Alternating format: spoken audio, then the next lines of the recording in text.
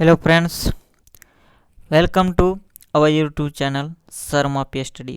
So friends, today will be discuss about in science. जो पिछले साल 2022 में 9 क्लास बच्चे जो साइंस का एग्ज़ाम दे चुके थे, उसी का हम आज आंसर क्वेश्चन करने वाले हैं। तो हम पिछले वीडियो में मैथ का कर दिया हूँ, अभी जो हम करने वाले हैं साइंस का है। तो पिछले वीडियो अगर आपने नहीं देखा होगा तो हमारे चैनल शर्मा PhD से सर्च करके और हमारे वीडियो पर जा करके उसे देख लीजिएगा, क्योंकि बहुत इम्पोर्टेंट है। और ये फिक्स बता रहा हूँ कि एग्ज़ाम में 100% 4 या 5 क्वेश्चन पूछा जाएगा, इसलिए इसे सही तरीके से क्वेश्चन आंसर को लिख लेना और एग्ज़ाम के तैयारी अच्छा करना है ना। तो आज मैं साइंस का बताने जा रहा हूँ, जो ये भी क्या है, इम्पोर्टेंट है ना। ये भी इम्पोर्टेंट है, ध्यान से समझिएगा, इम्पोर्टेंट है ना, इम्पोर्टेंट है ना। ये इम्पोर्टेंट है, साइंस का है जो आज करने जा रहा हूँ।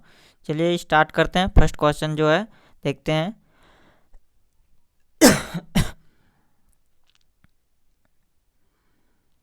फर्स्ट क्वेश्चन है, देखता हूँ फर्स्ट क्वेश्चन क्या है कि कौन अदिश राशि है, इनमें से कौन अदिश राशि है। तो कौन अदिश राशि उसको पूछ रहा है, तो अदिश राशि है हमारा चाल। क्या है? चाल।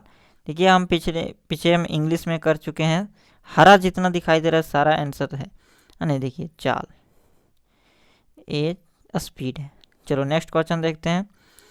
ओडोमीटर मापता है, ओडोमीटर मापता है, क्या चीज़ मापता है? ओडोमीटर है ना। ओडोमीटर क्या मापता है, क्या चीज़ मापता है ओडोमीटर? डिस्टेंस। क्या मापता है? डिस्टेंस यानी दूरी है ना, इंग्लिश में डिस्टेंस, हिंदी में दूरी। चलिए नेक्स्ट देखते हैं, तीसरा क्वेश्चन। त्वरण का SI मात्रक, त्वरण का SI मात्रक क्या होता है? मीटर प्रति सेकंड स्क्वायर, ये होता है ना। तो कहाँ इस तरह, ये इसमें है ना, C नंबर। चलिए नेक्स्ट देखते हैं, चौथा। इकाई समय में वस्तु के द्वारा तय की गई दूरी, इंग्लिश में पढ़ेंगे तो the distance travelled by a substance in unit time is. बोल रहा है कि एक समय में वस्तु के द्वारा तय की गई दूरी इकाई समय में वस्तु के द्वारा तय की दूरी को क्या कहते हैं, है ना, कि दूरी को क्या कहते हैं? चाल कहते हैं। क्या कहते हैं? चाल, है ना। एक तो एक नंबर का डिफिनेशन हो गया, परिभाषा। चलिए नेक्स्ट देखते हैं। Which one of the following is correct, इनमें से कौन सा करेक्ट है? अब सूत्र ध्यान से देखना कि U बराबर U प्लस AT, V बराबर U plus U minus AT, फिर है ये बराबर U plus V plus U by T, फिर है चौथा नंबर में V प्लस U बराबर AT। तो करेक्ट ऑप्शन है मेरा A नंबर, है ना, A नंबर है। ये भी फार्मूला रहता, अगर यहाँ माइनस होता तो सही रहता, है ना। चलिए नेक्स्ट देखते हैं। अगला क्वेश्चन है कि यदि किसी वस्तु का त्वरण 2 मीटर प्रति सेकंड स्क्वायर हो और 4 सेकंड बाद उसकी चाल 30 मीटर हो जाती है तो वस्तु की प्रारंभिक चाल निकालना है। तो वस्तु के प्रारंभिक चाल निकालना है, इसको कैसे निकालेंगे? जैसे यहाँ दिया है त्वरण, यानी ये दिया है 2 मीटर प्रति सेकंड स्क्वायर और टाइम दिया है 4 सेकंड, है ना, 4 सेकंड। इसको कैसे निकालेंगे? इसके बाद आगे देखते हैं, इसको थोड़ा छोटा कर लेता हूँ। अब क्या करेंगे, टाइम दिया है, अब हमें ये क्या प्रारंभिक चाल निकालना है ना, प्रारंभिक चाल। तो क्या करेंगे प्रारंभिक चाल निकालने के लिए, बताते हैं इसको। ये फार्मूला होता है V बराबर U प्लस AT, यही फार्मूला होता है ना। तो V हमारा दिया हुआ है, यानी अंतिम वेग, यही बोला ना, इसकी चाल हो जाता है अंतिम, इसको V को अंतिम वेग बोलते हैं, याद रखना, इसको अंतिम वेग बोलते हैं। चलो मिटा देता हूँ, पहले इसको मिटा देता हूँ, बता रहा हूँ अच्छा से।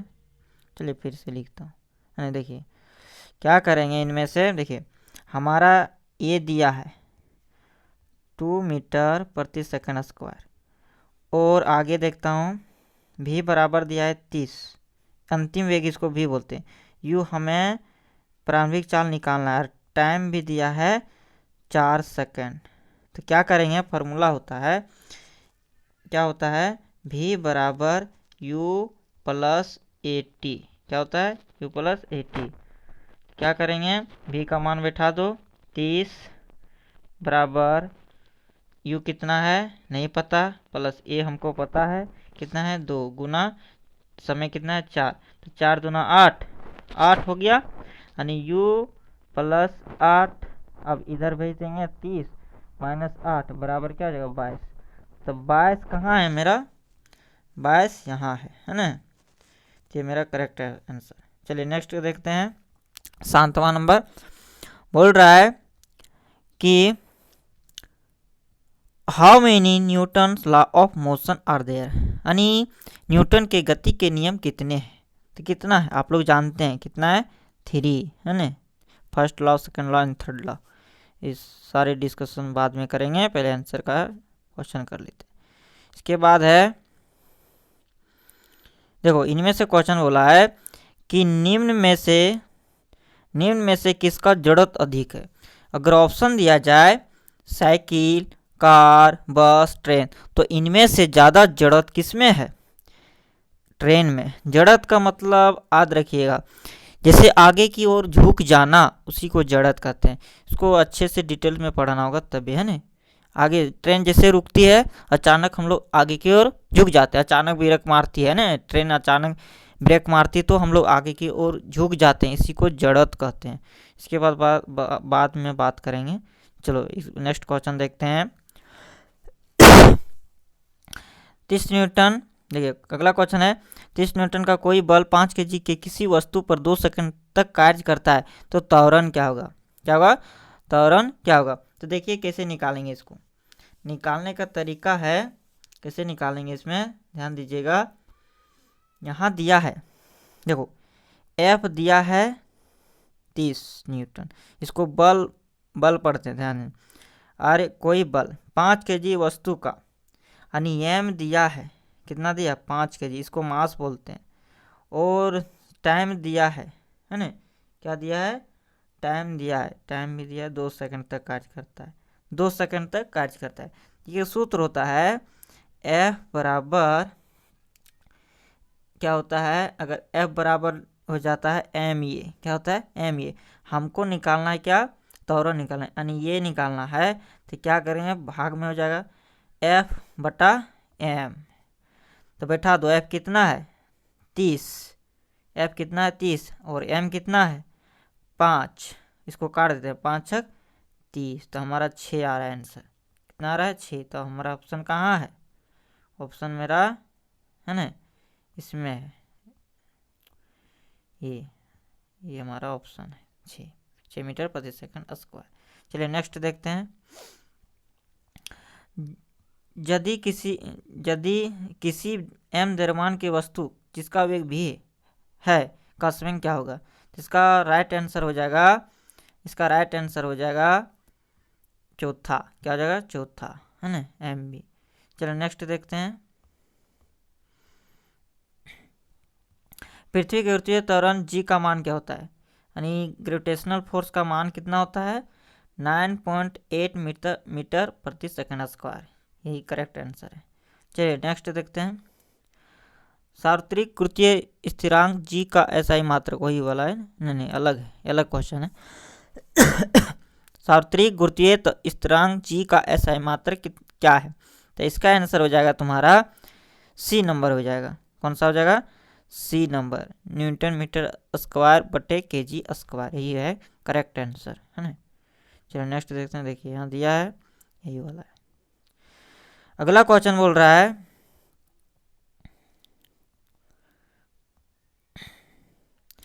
चंद्रमा की सतह पर किसी वस्तु का भार पृथ्वी की सतह पर उसके भार का कितना का होता है? तो कितना होता है? 1/6 के अनुपात में होता है ना। चलिए नेक्स्ट देखते हैं। बट्टा में भाग में होता है, भाग पूछा है तो भागे होगा, अनुपात करेंगे तो अनुपात अलग हो जाता है ना। तो हो जाएगा तुम्हारा 1/6 भाग में। चलिए नेक्स्ट। निम्न में कौन पदार्थ नहीं? सिंपल है, देखो निम्न में कौन पदार्थ नहीं, तो कोई भी इसको करेक्ट कर देगा है ना। तो हवा क्या है? पदार्थ। जल, हवा तो पदार्थ है, ये भी पदार्थ, ये भी पदार्थ। यहाँ क्या बोला है? नहीं। तो क्या है? प्यार तुम्हारा पदार्थ नहीं है। चलिए नेक्स्ट।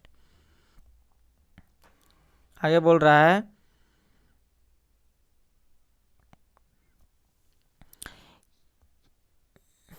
किस अवस्था में अणुओं की ऊर्जा अधिकतम होती है? किस अवस्था में अधिक होती है? ये करेक्ट आंसर हो जाएगा गैसीय अवस्था में। गैसीय अवस्था में होता है तो अणुओं की ऊर्जा अधिकतम होती है ना। देखिए गैस है, गैस। चलिए नेक्स्ट देखते हैं। वह प्रक्रिया जिसमें इत्र की गंध वायु में चारों ओर फैल जाती है क्या कहलाती है? विसरण कहलाती है। क्या कहलाती है? विसरण। इसको इंग्लिश में बोलते हैं डिफ्यूजन है ना, डिफ्यूजन। चलो नेक्स्ट देखते हैं।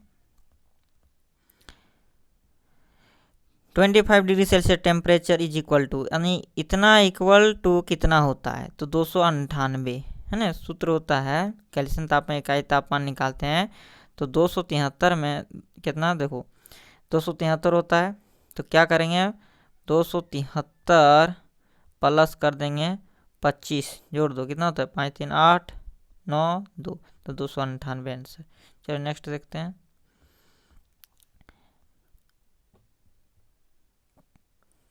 गैस के कणों के बीच आकर्षण बल होता है, अधिक होता है कि कम होता है? देखती हो, इनमें से कोई नहीं। करेक्ट आंसर अत्यधिक होता है ना। चलिए नेक्स्ट देखते हैं।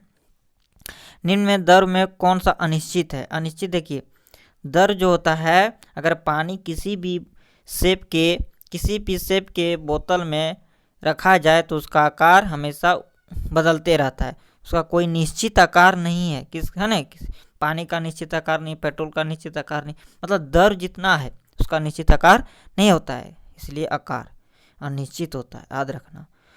अगला, निम्न में से कौन कपड़ा गर्मियों में के समय में अधिक आरामदेह होता है? तो देखो हम लोग क्या बोल रहे हैं, कपड़ा गर्मियों में तो कौन सा पहनते हैं?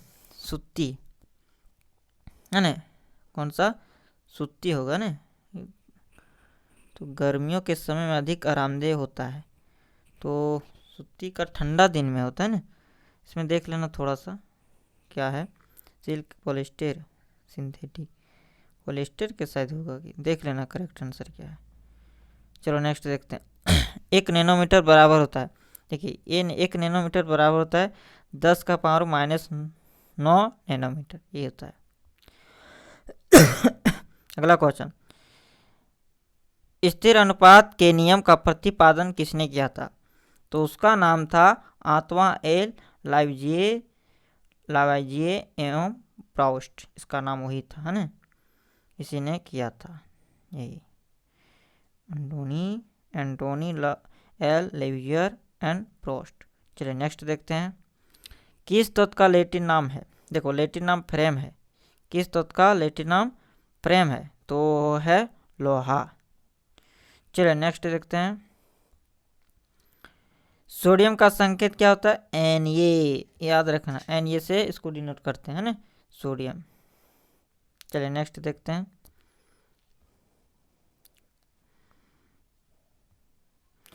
जल के एक अणु में हाइड्रोजन और ऑक्सीजन के भार का अनुपात क्या होता है? तो ऑप्शन मेरा 1:16 होता है, 1:16। चलिए नेक्स्ट देखते हैं।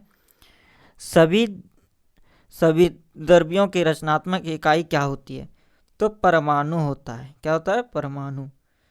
चलिए नेक्स्ट क्वेश्चन है, आत्महत्या का थैला कहलाता है, यानी आत्महत्या का थैला किसे कहते हैं? किसे कहते हैं? लाइसोसोम है ना, क्या है? लाइसोसोम। चलिए नेक्स्ट क्वेश्चन, तारक केंद्र का कार्य करता है। तो तारक केंद्र का कार्य कौन करता है? तर्कु निर्माण। कौन? तर्कु निर्माण, यही करेक्ट आंसर। चलिए नेक्स्ट देखते हैं। मानव शरीर की सबसे लंबी कोशिका कौन सा है? तंत्रिका कोशिका। कौन है? का कोशिका। नेक्स्ट क्वेश्चन है, पादप और जंतु कोशिका में प्रमुख अंतर क्या है? तो मतलब प्रमुख अंतर क्या, देखिए अगर देखा जाए तो पादप में भी पोषण होता है, जंतु में भी पोषण होता है, वृद्धि दोनों में होता है, शोषण भी दोनों में होता है, लेकिन गति नहीं होता है। सिर्फ किस में होता है? जंतु में गति होता है, पादप में नहीं होता है गति, है ना, बढ़ नहीं सकता आगे, चाहिए है वहीं। करेक्ट आंसर हमारा हो जाएगा दूसरा। चलिए नेक्स्ट देखते हैं।